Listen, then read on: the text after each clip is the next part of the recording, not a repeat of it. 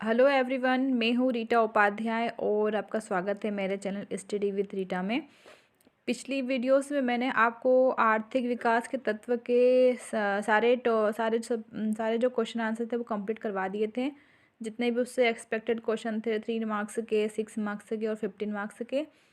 तो आज हम एक नेक्स्ट टॉपिक पढ़ेंगे, वो है 7.12 अर्थशास्त्र का ये टॉपिक है और MPPSC मेंस 2019 के सिलेबस से रिलेटेड है।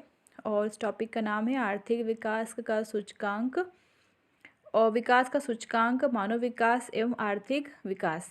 ठीक है, तो ये सारे जितने भी आप देख रहे हैं क्वेश्चंस हम आने वाली वीडियोस में मैं सारा कंप्लीट करवाने वाली हूँ, ये जितने भी क्वेश्चंस हैं। तो आज हम कौन से क्वेश्चन करेंगे? आज हम ये 6 मार्क्स का क्वेश्चन करेंगे कि आर्थिक विकास की माप कैसे की जाती है और बहुआयामी निर्धनता सूचकांक पर टिप्पणी लिखिए और मानव विकास सूचक की गणना किस प्रकार से की जाती है। तो चलिए स्टार्ट करते हैं, पर उसके पहले आप मेरे चैनल सब्सक्राइब ज़रूर कर लें, क्योंकि मैं रोज़ आपको इस तरह से MPPSC 2019 के सिलेबस के हिसाब से 2 से 3 वीडियो रोज़ डेली आपको सेंड करने वाली हूँ। तो अगर आप सब चैनल को सब्सक्राइब कर लेंगे और बेल आइकन दबा देंगे तो आपको नोटिफिकेशन टाइम पर मिल जाएगा। और जो भी बच्चे या स्टूडेंट तैयारी कर रहे हैं अपने सेल्फ हो करके बिना किसी कोचिंग के, तो उनको ये नोट्स काफ़ी मदद कर सकते हैं। तो आप इन क्वेश्चन आंसर्स को लिख लीजिएगा अपने नोटबुक में और इनकी आंसर राइटिंग कीजिएगा आप डेली, तो आपको काफ़ी फ़ायदा होगा। तो चलिए अब मैं स्टार्ट करती हूँ कि पहला क्वेश्चन है हमारा कि आर्थिक विकास की माप कैसे की जाती है।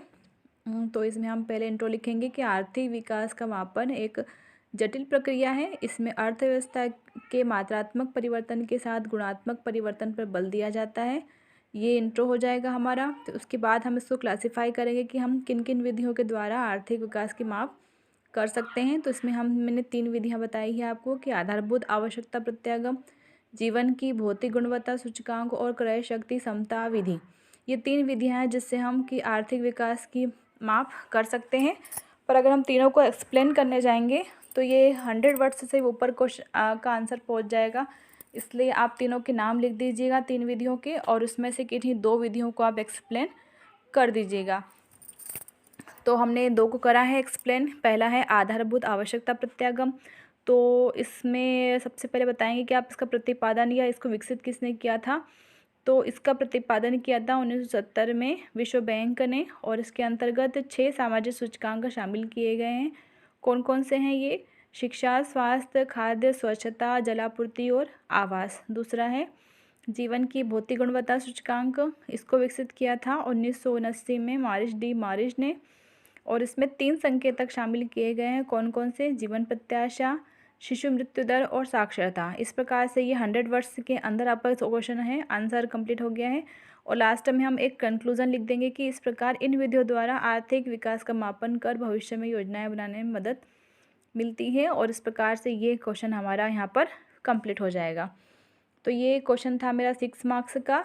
अब नेक्स्ट क्वेश्चन है, ये भी 6 मार्क्स का क्वेश्चन है। इसका क्या है ये कि मानव विकास सूचक की गणना किस प्रकार से की जाती है। तो ये क्वेश्चन 6 मार्क्स का है और पिछले प्रीवियस एग्जाम में ही पूछा गया है, तो इसलिए मैंने इसको इसमें शामिल किया गया है। इसका इंट्रो लिखेंगे हम कि मानव विकास सूचकांक का विकास पाकिस्तानी अर्थशास्त्री महबूब उल हक व उनके सहयोगी अमर्त्य सेन ने किया था। इसमें किन किन आयामों को शामिल किया जाता है?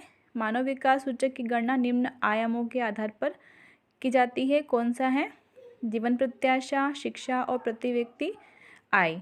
अब इन तीनों को हम एक चार्ट के माध्यम से एक्सप्लेन कर देंगे कि कौन कौन से आयाम है, क्या संकेतक है और क्या सूचकांक है उनके। तो आयाम है शिक्षा, पहला आयाम है स्वास्थ्य। इसमें इसके संकेत क्या हैं कि जन्म पर जीवन प्रत्याशा, LEI कहते हैं जिसे, और इसका सूचकांक है जीवन प्रत्याशा सूचकांक।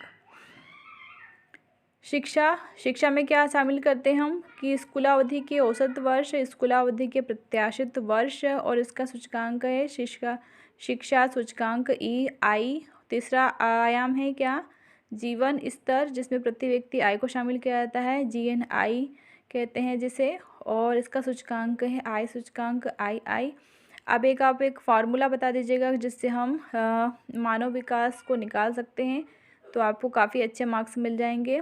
और आखिरी में एक कंक्लूज़न दे दीजिएगा कि यूएनडीपी द्वारा जारी एचडीआई रिपोर्ट 2019 में भारत 129वें स्थान पर रहा है। अगर रहा है, इस प्रकार से ये कंक्लूज़न हो जाएगा।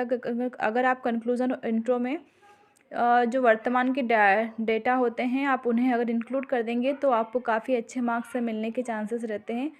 तो इस प्रकार से ये 6 मार्क्स का क्वेश्चन हमारा यहाँ पर कंप्लीट होता है।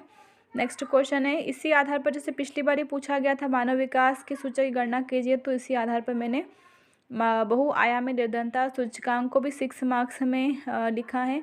और इसका इंट्रो हम कैसे देंगे कि बहुआयामी निर्धनता गरीबी सूचकांक क्या है। 107 विकासशील देशों की बहुआयामी गरीबी मापने की एक अंतर्राष्ट्रीय प्रणाली है जिसे विकसित किया है ऑक्सफोर्ड गरीबी और मानव विकास पहल तथा संयुक्त राष्ट्र विकास कार्यक्रम द्वारा 2010 में विकसित किया गया था। इसमें क्या क्या सूचक या निर्देशांक होते हैं, इसमें भी 3 सूचकांक हैं। कौन कौन से? स्वास्थ्य, शिक्षा और जीवन स्तर। अब इनको भी पूरा एक्सप्लेन किया है इन्होंने आगे कि स्वास्थ्य में क्या शामिल किया गया है, शिशु मृत्यु और कुपोषण। शिक्षा में क्या शामिल किया है, नामांकित शिशु और स्कूलिंग वर्ष।